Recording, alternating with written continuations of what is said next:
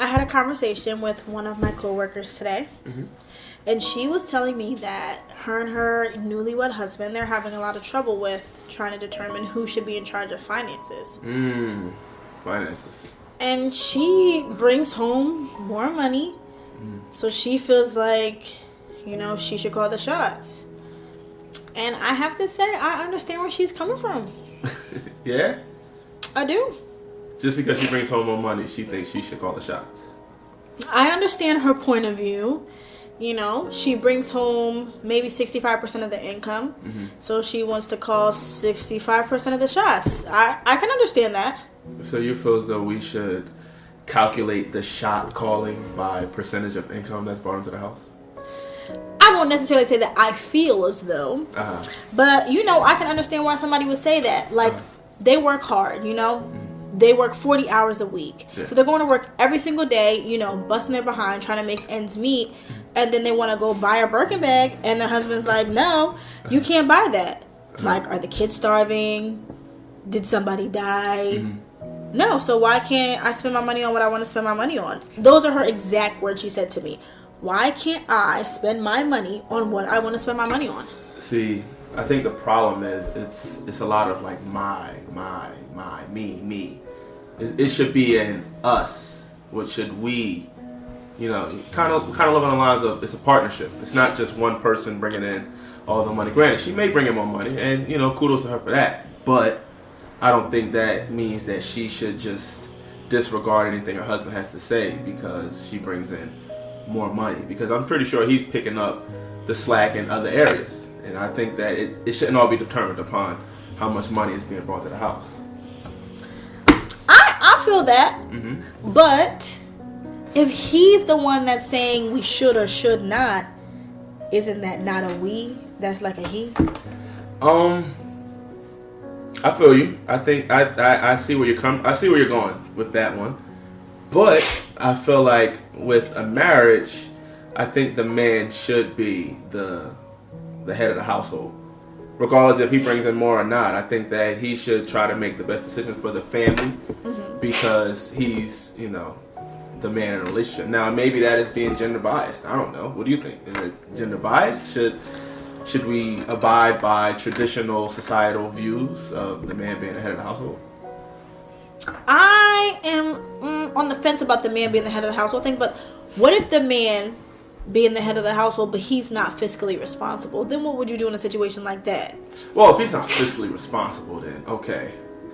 Dude, you're not bringing in the money and you're spending the money recklessly. All right, you shouldn't be. But if he's the saver, she's the spender, and she's bringing in all the money, but she wants to spend, frivolously, I think that it's up to the man to try to reel her in a little bit more and make sure that they are making good financial decisions. But on taxes, she really like the head of the household, though.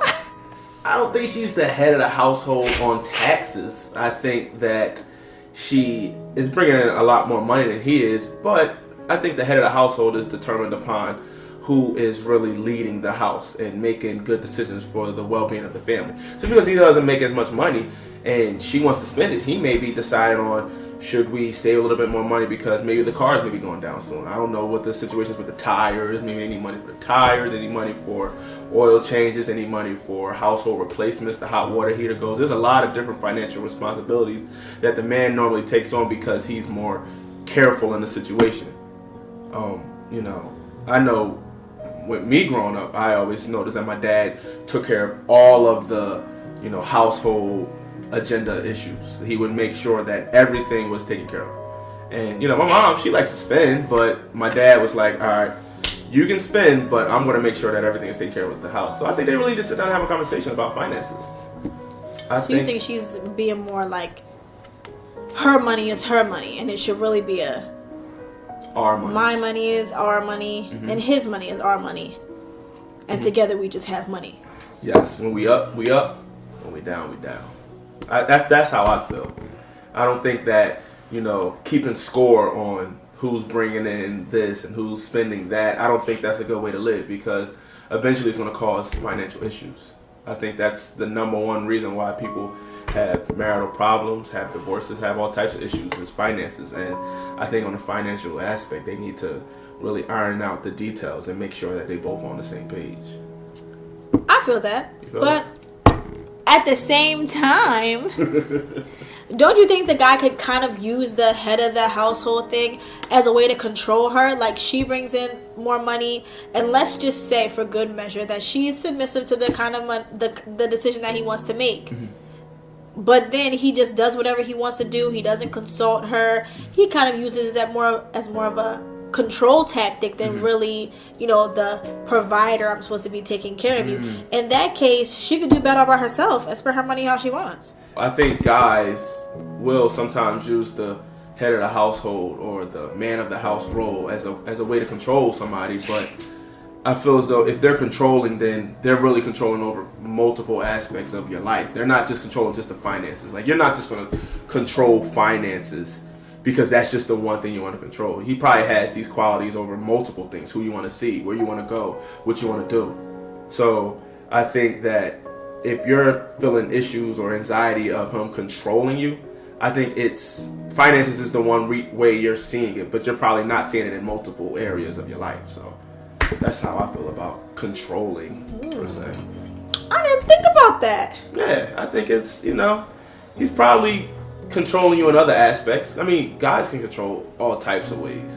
And finances is probably the one way you're probably noticing. Finances is probably the only way that you're noticing it, but. Okay. Yeah. So what we're basically saying is, if we want to talk about money, mm-hmm. we need to focus on who is fiscally responsible. Yeah, definitely. And then who's going to use their responsibilities wisely. And lovingly. Lovingly is the key. Definitely need to be lovingly. And in the best interest of the family. Mm-hmm. But one thing that I don't think we touched on is they're already married and they're having this conversation. They definitely should have had this conversation before they got married. Definitely should have. Through some sort of counseling or just sitting down and just talking this out between each other in their own, spare time. I think that people who are in serious relationships really need to sit down and have these conversations about money, because money is a big deal. Most divorces happen because of money or finances, or lack of communication about money and finances. So right, yeah. One thing I can say about the both of them, they both dropped the ball on that one. I don't care if she makes 20 times more than he makes or he makes even more. They need to have a conversation about money. They need to have it fast. They need to sit down and really talk about what is the best plan and course of action for their relationship. I agree. You agree? Touche.